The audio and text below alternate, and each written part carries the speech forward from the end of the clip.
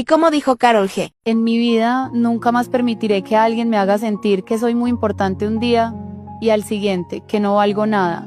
Esa montaña rusa emocional es demasiado desgastante y no quiero vivirla otra vez. No se puede obligar a nadie a que te valore.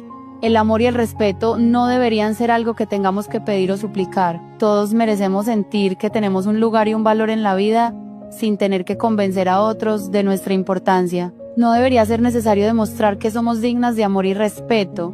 Estos sentimientos son esenciales y deberían fluir libremente en nuestras relaciones. Es fundamental rodearnos de personas que reconozcan y aprecien nuestro valor sin que tengamos que mendigarlo. La vida es demasiado corta para dejar que otros decidan cómo nos sentimos acerca de nosotras mismas. Debemos aprender a valorarnos y rodearnos de aquellas personas que también saben cómo valorarse. Es un proceso de autoconocimiento y respeto que debemos cultivar encontrando